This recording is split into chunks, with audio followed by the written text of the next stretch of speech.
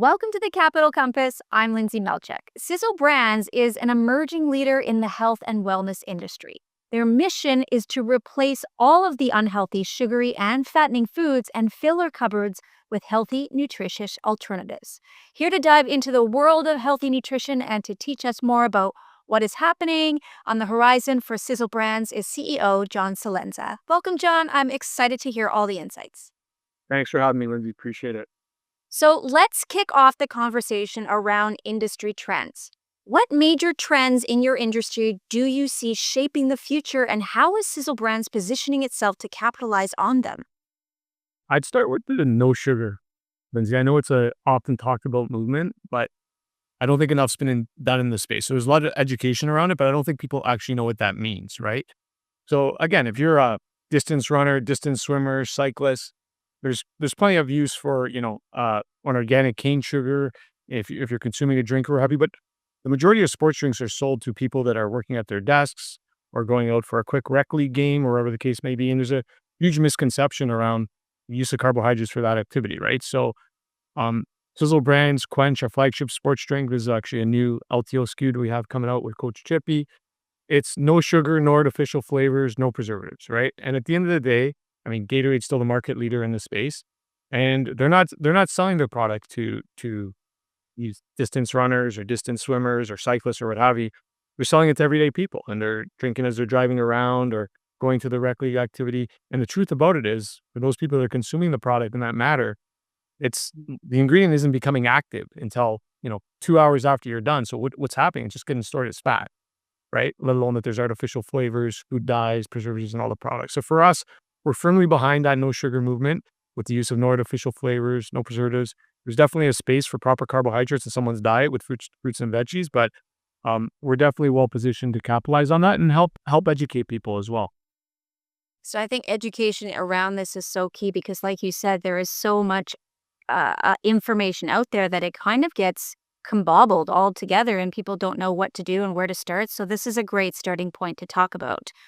Let's go into the specific initiatives that you are currently pursuing to deliver these long-term values to your shareholders then. Yeah, for sure. It's our business is made up of professional athletes and some of the top dietitians and nutritionists in the world, right? So these are all people that will only stand behind something that they actually believe in, right? And even on the athlete side, they're shareholders in the business. It's not just a pay for play type thing. So when you have people that are the associated with the best teams of professional sports, the best organizations, and we're all coming together to make products, they have to be best in class. And but the difference between us and I feel other companies, Lindsay, is our innovation is authentic. So we start in the world of pro sports, and it doesn't just have to be good for them, right? If you take, Lindsay, let's take protein, which has become a commodity now, right? Back in the day, protein was just for bodybuilders, right? Who doesn't have a protein shake, or a smoothie or something like that in the morning, right? Greens was just for Popeye the Sailor Man. Now there's AG1, right? AG1 was a phenomenon for a bit.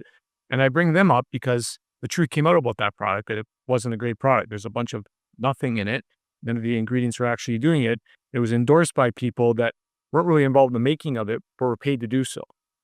So we're tapping into that pro sports type line with these dietitians and nutritionists are recommending for them, and we're bringing those products to the masses. And they're also good for you and I, Lindsay, at the end of the day, right?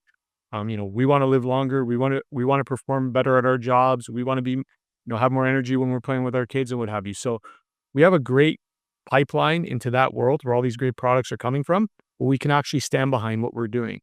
And the people that are involved in it, they're promoting in it, they're all involved in the making of it, and they're vested in the business, and their reputations are on the line. So you can have it when you see a product from Cizzle Brands, you can have a lot of confidence in it that it's absolute best in class. You said that you're backed by a lot of different, pro celebrities and things like that, and they're the ones that are really promoting that product. And so trickling that down, those are influencers for sure, and you're going to get that into the eyes of the children too. Is this okay to be giving to children? Absolutely, it is. I mean, this is a great product for kids. I have a 9-year-old, a 7-year-old, 5-year-old, my 3 daughters. They drink Quench all day long. It's become, the sports drink of choice for a lot of youth hockey organizations across Canada, youth soccer, baseball. It's based on the efficacy of the product, right? Granted, we have some great influencers and did a good job marketing it early on. Well, mom and dad are picking this up and they said, well, this is way healthier than Prime. This is way healthier than Gatorade. what are we doing here, right? So it's our job to make it cool and inviting for the kids, but ultimately it's the parents that are buying it for the most part. I mean, some kids are tapping cards on certain vending machines, but at the end of the day, we want to give something that they can be comfortable with giving to their children and themselves. So our goal is to be part of a family's pantry at the end of the day. Love that. That's amazing. If we can flip to the company's upcoming catalysts, then what key developments or milestones should investors watch for in the coming months that could significantly impact Cizzle Brand's growth? For sure. So, Lindsay, we've kept the sales distribution as in terms of retailers who sell the product very tight. The previous brands that we run in the past, we have a lot of great relationships, great retail partners. We've kept that very tight, and our velocity has been fantastic in the doors that we're in. So now what we're doing is we're going to be able to expand that distribution, expanding our marketing presence, expanding our grassroots presence. So we're going to see quarter over quarter growth here for the next 4 or 5 years to come, but significant lifts over the next few coming quarters for sure as we expand that distribution. We've got press releases planned, I think twice a week for the next who knows how long, and it's going to be new retailers pretty much every single time adding to our distribution list. So we just want to make sure it's one thing to get a product on shelves, and you can do that by having a good reputation and good relationships. But the ultimate test is, does your product turn when it gets on shelf? And for us, we passed that test with flying colors. So now we're going to expand that distribution and make the products more readily available. So, all of that sounds super promising and very, very insightful. What about the company's differentiation in the market then? So, what unique aspects of Cizzle Brand's strategy or offerings give it a distinct edge over the competitors in a very saturated market? We want to change the way people live. We want to change the way people live. We want to change how they receive their messaging, right? So again, it works back to those influencers, right? Pay for play is, almost become old at this point, right? And people are cautious about what they put their names behind because there's a huge disconnect between the boardroom and the place of consumption at the end of the day, right? So your boardroom's full of margins and shipping costs. I mean, outbound shipping's one of the biggest costs in the beverage game, right? But what we've done is we've connected those two worlds, right? We've connected that pro sports world, nutritionists, the dietitians world, and we've come together, make great products for people and change how products are consumed and how people feel at the end of the day, right? And yeah, we're going to be a little bit more expensive, Lindsay, for sure. A couple pennies or two, but we feel as though as consumers become more educated, they're willing to invest in not only their children, but themselves when it comes to longevity at the end of the day. So we feel as though we've done a great job combining those worlds to change people's habits and to change that education. Now, the Cizzle Brands recently announced its listing on CBOE Canada, and you have reported net sales of $4.9 million Canadian. Additionally, your subsidiary company, Quench Hydration, has secured orders from numerous professional sports teams that we briefly spoke about, including those in NHL, in NBA, MLB, and NCAA. So now reporting these developments, let's talk financial performance. With the net sales of $4.9 million Canadian and a 60% gross margin in the first 5 months, what strategies does Cizzle Brands have in place to sustain and enhance this financial growth in the coming quarters? Back to the distribution. At the end of the day, Lindsay, these sales are coming from a very finite group of stores, finite group of people. So by growing the distribution now, with the products starting to become popular, you're going to see the sales drastically increase, right? And those sales to the pro sports teams, that's a testament to the efficacy of the product, right? Those leagues are sponsored by some of the biggest companies in the world, right? And they get a bunch of free product, or they're choosing to purchase our product as opposed to consuming the free product that they get. So that's just a huge testament. The efficacy of the product, the buy-in from the professional sports, the dietitians, or what have you. And as that word starts to spread, it makes it way easier to expand distribution and grow revenues. So, what about your market expansion? What's next? I mean, considering Quench Hydration availability in over 1,200 points of sale across Canada now, the United States, and Europe, what are the company's plans for further market penetration and product distribution in 2025? Because our start was in Canada, everything was very hockey centric. We have a ton of consumer insights. Um, you know, we love all sports, but Canada is still very much a hockey country, to say the least. So we started there. So you're going to see a bunch of our grassroots initiatives blend out to other sports, whether it's volleyball, basketball, soccer, you name it. We're going to start to take it broader now, and kind of get away from the hockey centric look. But that's what our background was in. I mean, it's still Canada's, I'd argue, favorite sport. So you're going to see some diversity when it comes to our sponsorship across a range of sports, but still very much focused on grassroots.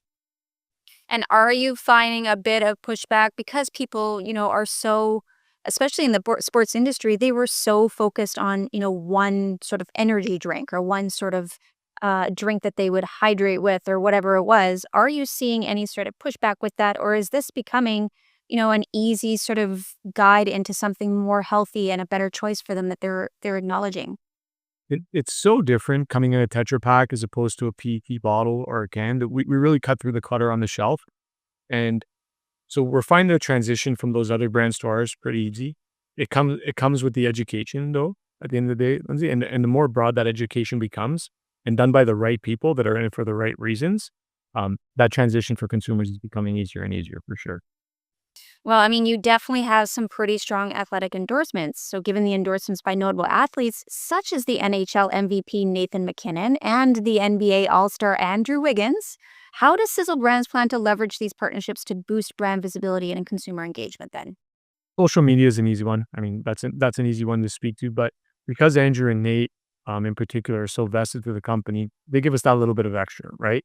So we have consumer contests where you can actually win a chance to skate with Nathan McKinnon in the summer in Halifax when he's home.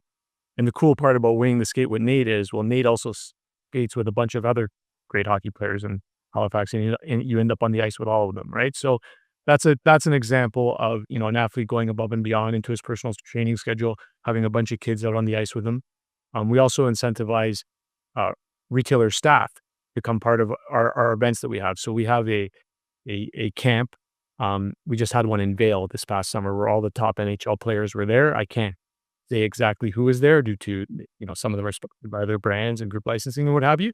But we ran a contest where people were able to come out there and win a chance to watch their favorite NHL athletes train with the top trainers, dietitians in the world. So we have a lot of hands-on efforts from our athletes and our influencers where they want to get in the mix and put their name out there and say, yeah, I'll give up my time for these consumers to come hang with me and learn a little bit more of the brand. And obviously, these people go back into the communities and talk about well, last time they did for sure, and we hope to keep it going. The wonderful time that they had and the experience that they do. It's not too often that you get a front row seat to that type of off-season training for sure.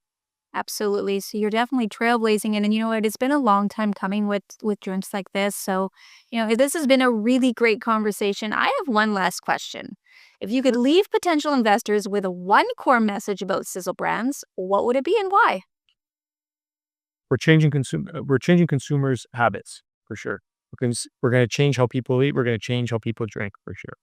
And to me, that's an important deal, right? Everybody's always seems to be nowadays in this Instagram era, worried about what kind of shoes they're wearing or how they associate with different material things. But to me, at the end of the day, your basics in life is your shelter and what you're putting into your body.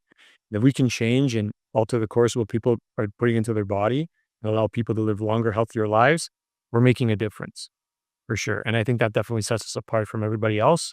And we have the team and set of authentic people to be able to do so. And the growth potential is really unlimited for something like that.